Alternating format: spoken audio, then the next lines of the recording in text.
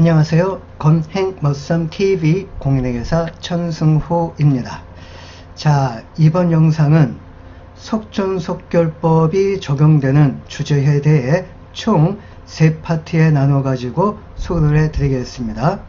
그 첫 번째 영상이 되겠습니다. 시작합니다. 자, 1번 문제는 어음 할인과 관련된 문제가 되겠는데요. 문제 한번 읽어보죠. 한번 읽을 때 숨어있는 정보, 필요한 정보 쏙쏙 뽑아내야 된다는 점 아시겠죠? 자, 주관세는 거래처로부터 받은 이자부 어음, 액면가액 12만원이고 만기 6개월, 이자율 연 10%, 만기 지급짜리 어음을 2개월간 보유한 후, 즉 만기 6개월 중 2달 보유한 후 금융기관에 연 12% 이자율로 할인을 하였습니다. 어음 관련 위험보상은 모두 금융기관에 이전이 되었고요. 동어음과 관련하여 인식할 당기 손익은 즉 수익하고 비용 계산해서 퉁치는 거죠. 또는 순익 효과라고도 하죠. 단 이자는 월할로 계산을 한다. 자, 그래서 읽으면서 이 적혀있는 기본적금 이런 부분들이 체크가 되어야 되겠고요. 자, 먼저 원칙적인 방법에 의해서 한번 풀어보도록 하겠습니다. 자, 타임 테이블을 연상을 하면서 바로 계산기 조작을 해 주셔야겠는데요. 액면가액은 12만원이고 연이율 10%입니다. 그럼 12,000원이죠. 근데 만기가 6개월이니까 12분지 6 하게 되어지면은 6개월분지 이자는 6,000원이 되어서 12만원 액면가액에다가 6개월 분지 이자 6,000원을 플러스하게 되어진다면 어음 만기가액은 12만 6천원이 계산이 되겠습니다.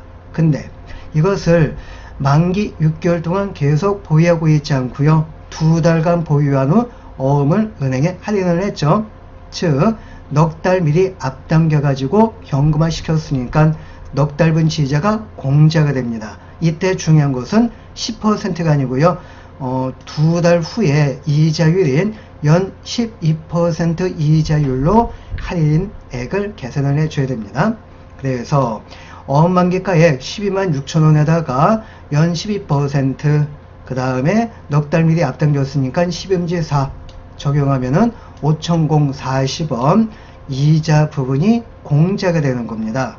그래서 실제 현금 수령 금액은 어음 만기가액 12만원에서 할인료 5,040원을 빼면 실제 현금 수령 금액은 12만 960원입니다. 이는 실제 상황이죠. 근데 if 만약에 어음을 은행에 할인을 하지 않고 2달 후까지 계속 보유하고 있었더라면은 2달 분치 이자가 플러스가 되어서 어음 장부 금액은 12만 2천원이 될 뻔하였는데 실제 어음을 보유하지 않고 어음을 할인을 하였으니까 액에 12만 960원 뿐이 돈을 못 받게 되는 겁니다. 그래서 어음 장부금의 12만 2천원보다 12만 960원 요 차에 1,040원만큼 돈을 적게 받았으니까 이만큼은 손실이 발생이 되는 거죠. 그리고 얘는 비용입니다. 그래서 일반적으로 매출 채권, 처분 손실, 여기 이제 주로 많이 출제가 되어졌는데 지금 이 문제는 비단 요것뿐만 아니고 단기 손익, 즉 수익하고 비용을 각각 계산을 해줘야 됩니다. 그래서 2달 동안 보유하고 있다가 어음을 할인하였으니까 2달 분치 이자 수익 2,000원에서 그리고 싸게 처분한 거 1,040원 처분 손실은 비용 처리가 되겠죠. 그래서 이자 수익에서 처분 손실 비용을 빼면 수익이 더 크니 이익에 미치는 플러스 효과 금액은 960원인데 자, 한번 생각해 보십시오. 원칙적인 방법은 시간이 너무 많이 걸립니다.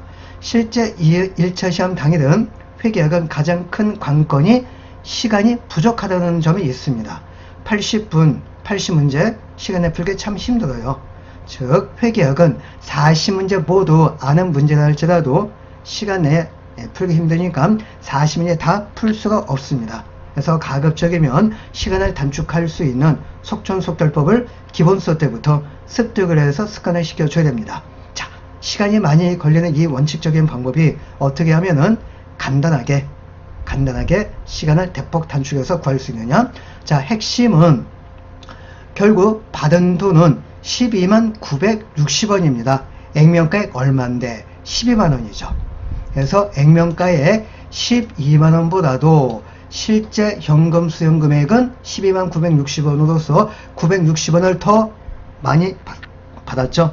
그래서 플러스 효과 이익 효과는 960원이 계산이 됩니다. 즉 속전속결법은 액면가액보다도 실제 현금 수령 금액이 더 많으면은 플러스 이익 효과이고, 만약에 액면가액보다도 실현금 수령 금액이 작다면 그 차익만큼 이익의 마이너스 효과가 나타납니다. 그래서 간단하게 이렇게 계산을 할 수 있는 방법이 있으니까 요거 습득을 해가지고 습관화 시켜주시길 바라겠습니다. 자, 두 번째 문제는 유형자산 교환과 관련된 문제입니다. 유형자산 교환과 관련된 케이스가 총 6가지 정도가 있는데요.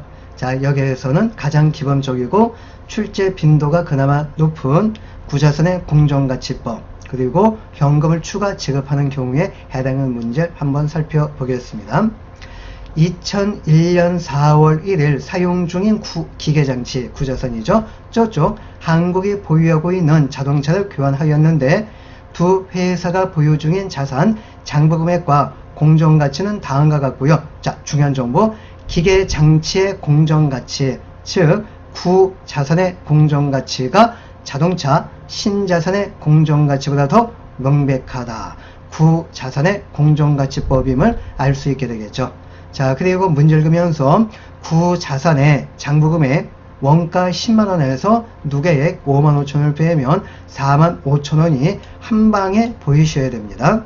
그리고 공정가치 5만원이죠. 어우, 벌써 정답 나왔다. 자, 이때 교환일에 추가 현금 만원 추가 지급하였을 경우 2001년도에 인식할 유형자산 처분 손익은 어떻게 되겠는가?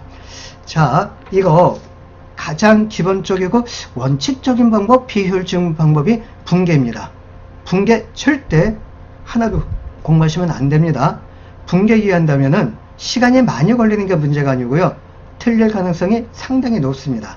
그래서 분계는 아예 거들떠보지 마시고요. 다른 방법도 있지만 제가 맨 처음 요 부분 소개해 드릴 때 사용했던 방법이 그림을 이용을 하는 방법이었습니다. 네, 그렇게 할 필요도 없어요. 이제 바로 속전속결법 넘어가도록 하죠. 자, 구자산의 공정가치법을 적용한 경우에 구자산의 유형자산 처분 손익은 어떻게 계산되어진다? 그렇죠. 공정가치하고 구자산의 공정가치하고 구자산의 장부금액하고 비교해주면 되죠.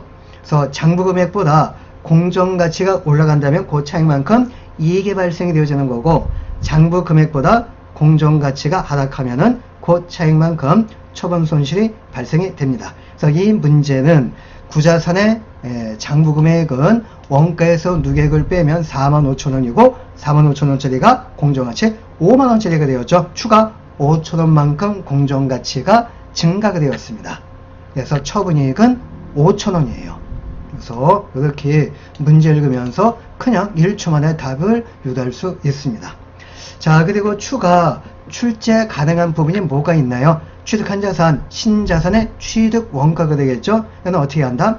내가 쟤한테 준 구자산의 공정가치 5만원짜리 자산을 주고 또 추가 현금 만원을 지급을 하였죠. 그럼 총 6만원 주고 신자산을 취득한 겁니다. 그래서 신자산의 취득원가는 6만원이 되겠습니다. 어때요? 쉽죠? 예. 자, 세 번째 문제입니다. 유형자산 손상과 관련된 속전속결법. 2001년 초 유형자산으로 기계장치 취득원가 3만원이고 잔존가치 1,000원, 내용연수 5년 정액법 상각 취득 원가 모형을 적용 평가하고 있었는데 2년 후인 2002년 말 기계장치에 심각한 손상 징후가 있어 손상검사를 실시한 결과 순공정가치는 9,000원이고 사용가치는 16,000원입니다. 큰 거 작은 거? 그렇죠. 큰 금액이 회수 가능액입니다. 그래서 회수 가능액은 16,000원.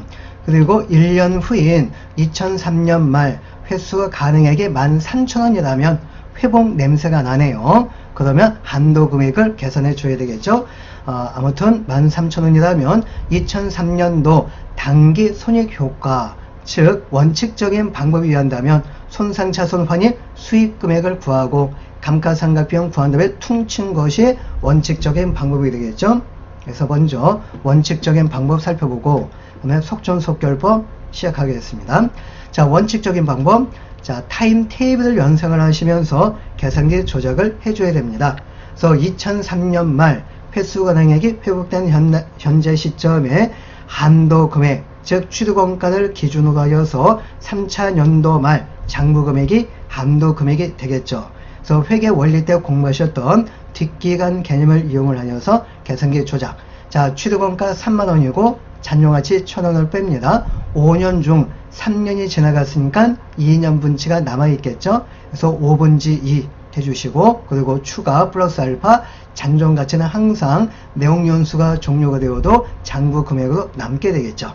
그래서 이것을 계산기에 조작을 하면은 12,600원이 됩니다. 근데 회복된 금액은 13,000원이죠. 한도 금액을 초과하고 있으니까 13,000원까지 환입하는 것이 아니고요. 한도까지만 환입을 해 줘야 됩니다.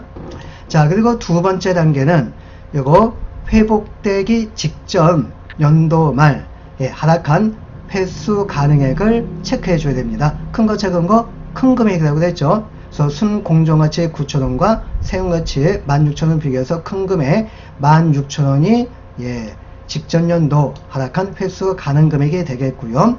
그 다음 2003년도 1년 시간 지나간 부분에 대해서 감가상각비 계산을 해줘야 됩니다.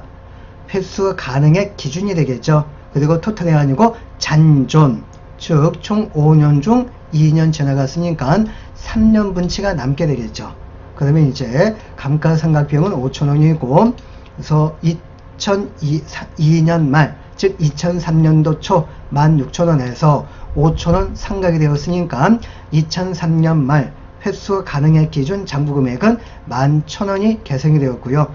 11,000원짜리가 13,000원짜리가 된 게 아닙니다. 한도를 초과하고 있기 때문에 한도까지만, 즉 11,000원짜리가 12,600원짜리가 된 겁니다.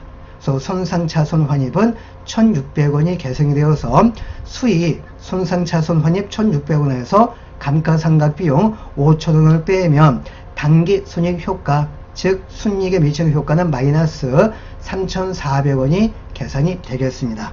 감가상각비용이 더 크니까. 그런데 시간이 너무 많이 걸려요.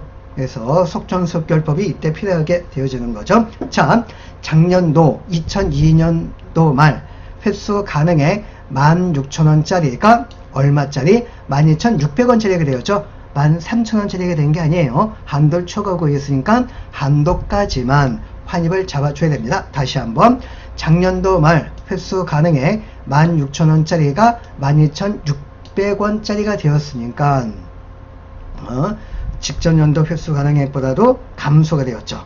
그래서 마이너스 3,400원 이렇게 간단하게 계산이 되는 게 속전속결법입니다.